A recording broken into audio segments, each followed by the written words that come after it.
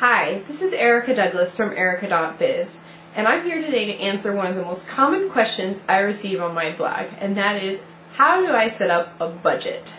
So let's talk about, first of all, why you might want to set up a budget. As a little bit of introduction to myself, in case you don't know who I am, I sold my successful business in September 2007, and of course, I went on a shopping spree after I sold my business. And I didn't really realize what was going on until I got the credit card bill. And 1 month, my credit card bill was over $10,000. Fortunately, I had the money to pay it off since I had just sold my business, but it really made me realize how quickly things can add up if you don't keep track of what you're spending. So just as a quick example, and I know some of you are going to be totally blown away by this, and this freaked me out a little bit too, I'll be totally honest. Here is my clothing budget, or rather, the money I spent on clothing in 1 month. In November 2007, I spent over $900 on clothes in 1 month. And when I got the credit card bill, suffice it to say, I was a little surprised. So, I decided at that point that it was time for me to figure out how to do a budget. And I tried a bunch of different things, but I ended up using a simple Excel spreadsheet. And that's what I'm going to be showing you today.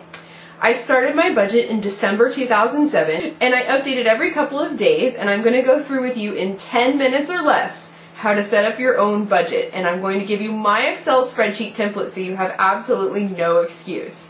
Now the good news is, a budget can really help you figure out where your money is going. So I wanted to show you, in November 2007, remember I spent over $900 on clothes. In all of 2008, thanks to my budget, I only spent $777 on clothes. That's in 12 months. So I was really excited to see an actual concrete example of how the budget worked for me. There's one more reason I think you might want to consider setting up a budget, especially since we're going to do it in 10 minutes.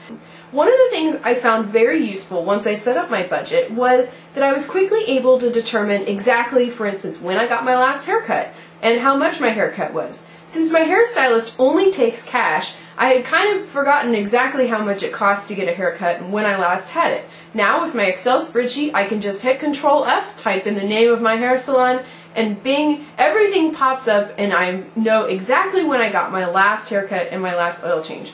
Believe me, even if this doesn't sound like something that might interest you, it's a godsend. You can go back and reference exactly when you last bought a pair of socks or when anything happened in your life so that you know when you need to do it again. So a couple of quick notes on other tips that I found useful once I started budgeting. The first thing I did was I cut down my credit card expenditures so that I only use one credit card. I had been previously using a credit card from Chase, but it didn't offer any particular rewards. So I looked on Chase's website and found a Chase Freedom card. I called Chase and I said, hey, can I switch my account over to the Chase Freedom Rewards card? And they said, sure, no problem. We'll send you out a new card right away. And in about a week I got a new card and I was able to use their rewards program. So if you have a no rewards credit card from a big company like Chase, you may want to consider switching over to a rewards card. So that's the first thing. Use only one credit card.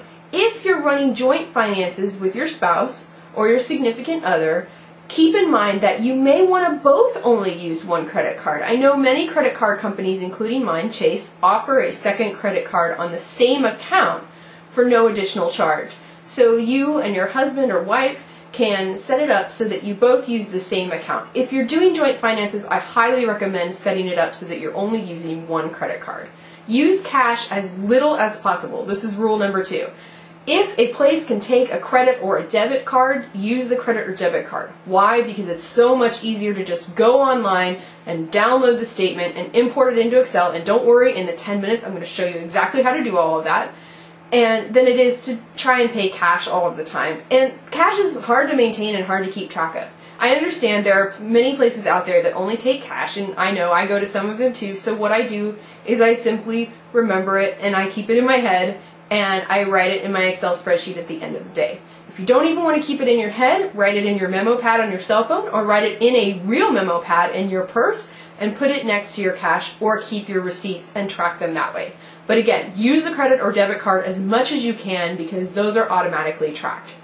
In this 10-minute demo, I'm not only going to show you how to set up a budget and why I've found it so useful and give you real-world examples directly from my spreadsheet, but I'm also going to show you how to get the numbers out of your checking account or credit card website and into the Excel spreadsheet.